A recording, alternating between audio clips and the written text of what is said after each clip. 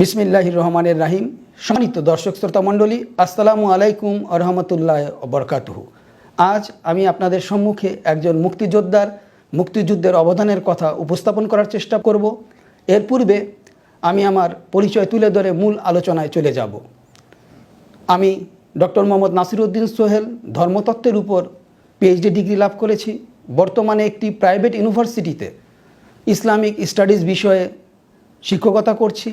আমি আমার পিএইচডি গবেষণা করতে গিয়ে দেওয়ানবাগী হুজুর সম্পর্কে জানতে পারলাম তিনি একজন বীর মুক্তিযোদ্ধা ছিলেন। এই বিষয়টি জানতে পেরে তার প্রতি আমার আগ্রহ এবং কৌতূহল অনেক বেড়ে যায়। আমি স্টাডি করে দেখলাম তিনি ছিলেন মাদ্রাসার ছাত্র সংসদের বিপি এবং ব্রাহ্মণবাড়িয়া ছাত্র সংগ্রাম পরিষদের সভাপতি।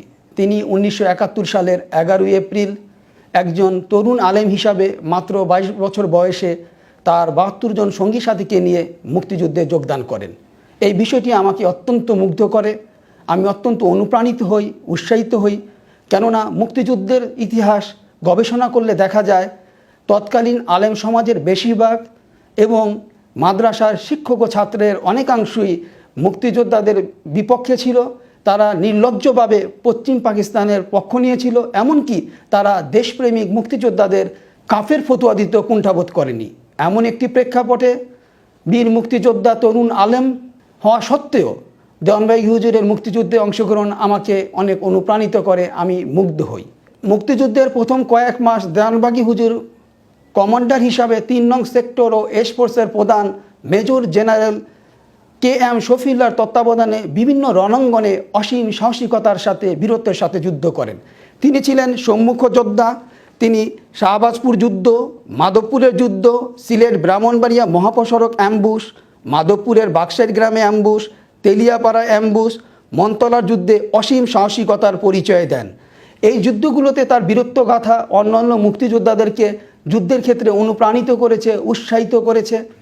দেওয়ানবাগী হুজুর যেহেতু একজন আলেম ছিলেন, তিনি পবিত্র কোরআন ও হাদিসের আলোকে স্বদেশপ্রেমের গুরুত্ব ও তাৎপর্য তুলে ধরে মুক্তিযোদ্ধাদেরকে অনুপ্রাণিত করতেন, উৎসাহিত করতেন, যেন তাদের ভিতর দেশপ্রেমে তারা আরও উদ্বুদ্ধ হতে পারে। তার আলোচনা শুনে মুক্তিযোদ্ধাদের ভিতর দেশকে স্বাধীনতা করার দৃঢ় প্রত্যয় জাগ্রত হয়। সম্মানিত দর্শক শ্রোতা মণ্ডলী, দেওয়ানবাগী হুজুর মুক্তিযোদ্ধাদের শপথ অনুষ্ঠান পরিচালনা করতেন। যেহেতু তিনি একজন আলেম ছিলেন, রণাঙ্গনে তিনি 2টি মসজিদ প্রতিষ্ঠা করেন। 1971 সালের 19 নভেম্বর ঈদ উল ফিতরের দিন দেওয়ানবাগী হুজুর মুক্তিযোদ্ধাদের নিয়ে ঈদ উল ফিতরের জামাতের নামাজ আদায় করেন। ঈদের নামাজের জামাতের খুতবা দিতে গিয়ে দেওয়ানবাগী হুজুর মুক্তিযোদ্ধাদের উদ্দেশ্যে বলেন, ঈদের চাঁদ ফিরে যাও তাদের কাছে যারা আমার মা বোনদের ইজ্জত নিয়ে ছিনিমিনি খেলছে। দেওয়ানবাগী হুজুরের এই ঐতিহাসিক কথাটি শোনার পর মুক্তিযোদ্ধারা কান্নায় ভেঙে পড়েন।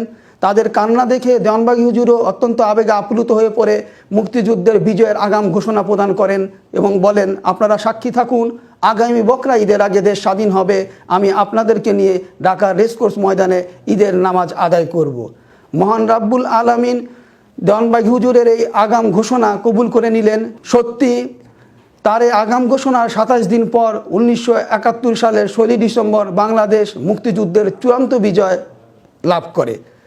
এরপর দেওয়ানবাগী হুজুর যে ঘোষণা করেছিলেন যে আপনাদেরকে নিয়ে আমি ঢাকার রেসকোর্স ময়দানে ঈদুল আজহারের নামাজ পড়ব, সত্যি 1972 সালের 26শে জানুয়ারি মেজর জেনারেল ইব্রাহিম সাহেবের অনুরোধে ঢাকার রেসকোর্স ময়দানে অনুষ্ঠিত মুক্তিযোদ্ধাদের নিয়ে ঈদুল আজহার নামাজের জামাতে দেওয়ানবাগী হুজুর ইমামতি করেন। এই বিষয়টি দেওয়ানবাগী হুজুর যে আগাম ঘোষণা দিয়েছিলেন মুক্তিযুদ্ধের বিজয়ের এবং তাদের বাস্তবায়িত হয়েছে, পরবর্তীতে বিভিন্ন মুক্তিযোদ্ধাদের গ্রন্থে এবং লেখা এই বিষয়টি সুস্পষ্টভাবে প্রকাশিত হয়েছে। এই প্রসঙ্গে বাংলাদেশের প্রথম সেনাবাহিনীর প্রধান মেজর জেনারেল KM শফিউল্লাহ তার এক লেখায় বীর মুক্তিযোদ্ধা সুফি সম্রাট হুজুর কেবলাদান সম্পর্কে উল্লেখ করেন, তার কার্যক্রম আমার প্রথমে নজরে আসে ধর্মনগর অপারেশনে। সেই অপারেশনে তার বীরত্বের কারণে আমি অনুপ্রাণিত হয়েছিলাম। পরবর্তীতে তিনি শুধু যুদ্ধই করেননি, তিনি আমার সেক্টরের অন্যান্য মুক্তিযোদ্ধাদেরকে ধর্মীয় বিষয়ে দীক্ষা দিয়ে অনুপ্রাণিত করেছেন। নামাজের সময় তার বয়ান এত শ্রুতি মধুর ছিল যে তা শুনতে ইচ্ছে করত। মুক্তিযুদ্ধের প্রায় শেষ প্রান্তে আমার হেডকোয়ার্টার হেজামারাতে রোজার ঈদের নামাজের খুতবা এবং মোনাজাত এমনই প্রাণবন্ত ছিল যে সেদিন সেই জামাতে এমন কোনো লোক ছিল না যে কাঁদে নেই।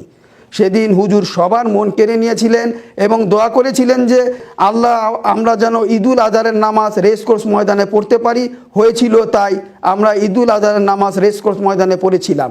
এমনিভাবে মেজর জেনারেল শফিউল্লাহ সাহেব ছাড়াও বিভিন্ন মুক্তিযোদ্ধারা তাদের বিভিন্ন লেখা এবং গ্রন্থে দেওয়ানবাগী হুজুর যে মুক্তিযুদ্ধের বিজয়ের আগাম ঘোষণা দিয়েছেন এবং তা বাস্তবায়িত হয়েছে তা অত্যন্ত শ্রদ্ধার সাথে বিষয়টি সুস্পষ্ট প্রকাশ করেছেন। সম্মানিত দর্শক শ্রোতা মণ্ডলী, অত্যন্ত দুঃখের সাথে জানাচ্ছি যে বলতে হচ্ছে যে গত 28 ডিসেম্বর সোমবার দেওয়ানবাগী হুজুর ইন্তেকাল করেছেন। কিন্তু পরিতাপের বিষয়, তার ইন্তেকালের পর একটি স্বার্থান্বেষী মহল তাকে নিয়ে বিভিন্ন রকম অপপ্রচার চালাচ্ছে ফেসবুক এবং ইউটিউবগুলোতে। এগুলো দেখে আমি অত্যন্ত ব্যথিত হয়েছি। মূলত যে স্বার্থান্বেষী মহলটি মুক্তিযুদ্ধের বিরোধিতা করেছিল, যে স্বার্থান্বেষী মহলটি চাননি বাংলাদেশ স্বাধীন রাষ্ট্রে পরিণত হোক, যে স্বার্থান্বেষী মহলটি বীর মুক্তিযোদ্ধাদেরকে কাফের ফতোয়া দিয়েছিল, যারা পশ্চিম পাকিস্তানের পক্ষ নিয়েছিল, সেই স্বার্থান্বেষী মহলটি আজ বীর মুক্তিযোদ্ধা দেওয়ানবাগী হুজুরের বিরোধিতা করছে। তারা চাচ্ছে না দেশের ভিতর শান্তি প্রতিষ্ঠা হোক। এই ধরনের বিশৃঙ্খলা করে তারা দেশকে একটি অরাজকতার দিকে নিয়ে যাচ্ছে। সম্মানিত দর্শক শ্রোতা মণ্ডলী, এই দলটি বিভিন্ন ধরনের অপপ্রচার করে রাষ্ট্রকে অচল করে দেওয়ার জন্য নানা রকম কর্মকাণ্ডে লিপ্ত থাকে, যার ফলশ্রুতি দেশ এক অচল অবস্থায় সৃষ্টি হওয়ার সম্ভাবনা দেখা দেয়। আমি আপনাদের কাছে অনুরোধ করব, এই স্বার্থান্বেষী মহলের অপপ্রচারে আপনারা কর্ণপাত করবেন না, কারণ সত্য চিরকালই সুন্দর, সত্যকে কখনো ডেকে রাখা যায় না। দেওয়ানবাগী হুজুর বীর মুক্তিযোদ্ধা ছিলেন, তিনি ধর্মের ক্ষেত্রে বিভিন্ন ধরনের অবদান রাখছেন, আমরা বিভিন্ন গবেষণায় তা দেখতে পেয়েছি। সুতরাং আমি আপনাদের কাছে উদাত্ত আহ্বান জানাবো, মিথ্যা বিভ্রান্তিমূলক তথ্য থেকে আপনারা নিজেদেরকে দূরে রাখবেন। ফেসবুক ইউটিউবের এই অপপ্রচারগুলোকে কখনোই আপনারা কর্ণপাত করবেন না, সেই প্রত্যাশা জানিয়ে আমি ডক্টর নাসিরউদ্দিন সোহেল আপনাদের নিকট থেকে বিদায় নিচ্ছি। আমিন।